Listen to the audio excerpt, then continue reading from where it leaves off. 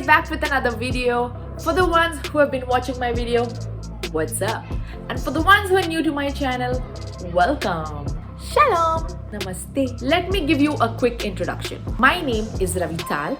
I was born and brought up in India, and it's been a year since I moved to Israel. I started to create videos about exploring Israel in terms of culture, people, language, process, and so much more because I thought it'd be so much fun and interesting to share my experience with you all. And most importantly, if it helps any of you, nothing like it. So today's video is a travel guide video specific to Israel, and it's not just any travel guide video, it's Ravi's Come to Israel travel guide. Things that probably might not be top of mind but are very, very important, and usually when you step in a foreign country, that's when you remember, oh, I should have carried these. And don't forget to watch the video till the end because I have a bonus tip for you. Before we get into the video, don't forget to like, share, subscribe and hit that bell icon to receive notifications whenever I upload a new video. Let's go.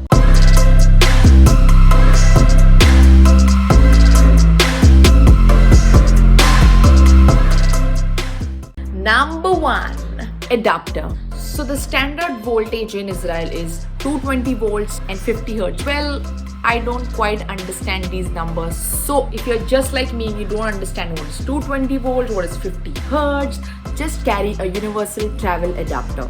Looks like this. So you don't have to worry about, oh, which one fits in here. So mostly the European one fits in Israel. Plug in your charger to this and then you plug this in the socket wherever you go. So don't forget these. Number 2, shekel. Shekel is the Israeli currency, and mind you when I say this, it is not easily available at travel agencies or authorized money exchangers or even banks. And it's always smart to carry some cash. Like I understand all of us prefer international credit cards and debit cards, but it is important to have some cash on you, especially in Israel, because if you're renting a taxi or renting a car, if there is some emergency, if you need to chip in some cash, you need shekel on you. Now I'm going to give you 4 smart options of when and where and how you can get these shekel. Option A, if you have Jewish or Christian friends who travel often to Israel,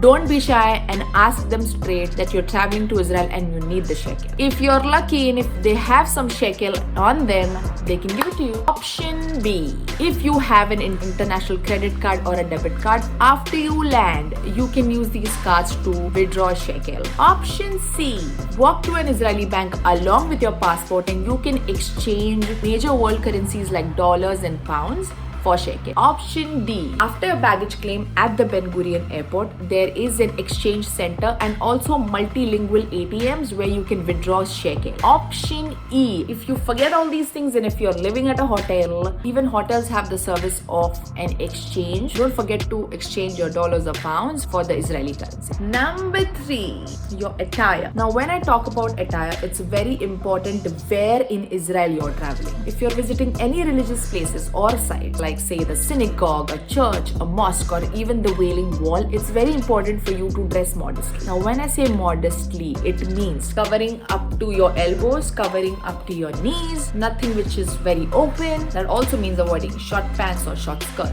Definitely avoid sleeveless shirts. Now some places will be okay with t-shirts, but why do you want to take a chance? A few quick tips that you can definitely use if you're traveling to these places. Especially for women, carry a scarf or a stole so it's easier for you to wrap yourself up. You can carry a long wrap or a long skirt where you can just pull it up on your jeans or on your shorts. And for men, I would just recommend you all to carry a long sleeve shirt. You may also be asked to cover your head, so don't forget to carry a hat or a cap with you. Number 4, know some basic Hebrew.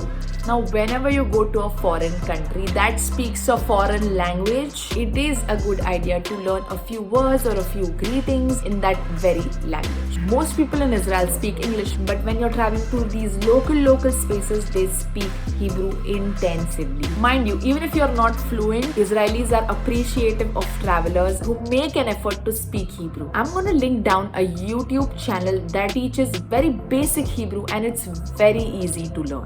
Go check it out. around. At the most, if you're very bad at catching new languages, at least learn the most basic greetings like hello, please, thank you, you're welcome, or I need a doctor. Oh, also if you want me to do an exclusive video on only Hebrew greetings or Hebrew or anything funny in Hebrew, please go comment down below. Number 5, international driver's permit. Now, if you're planning to travel by a rental car or by a friend's car, you're going to need an international driver's permit. Now, the validity could be between 1 to 3 years. You will be handed over a small card from your home country that you're traveling from. In case you don't have this card, Israeli rentals will not allow you to rent a car. So might as well just carry an IDP. For more detailed information, I'm going to link down a video that I found really informational about international driver's permit. So go check it out. And now it's time for the bonus tip. Are you ready? Travel light. Now when I say travel light, means travel smart. Pack smart. Carry minimum clothing. Carry your beachwear. Carry for a special occasion. Maybe carry for a Shabbat dinner. That's it. That's all you need. Because now when you come to Israel, it is so beautiful and it has so many beautiful things that you want to carry back home that you don't want to end up getting charged for extra luggage. Be smart because there are a list of things you want to take back home. There's the Israeli wine and there are beautiful Israeli souvenirs that you want to hand over to all your friends, and definitely Israeli snacks. Oh, if you haven't checked out the video on Israeli snacks, I recently made a video on Israeli snacks. Go check it out. I'm going to add the link to my description box.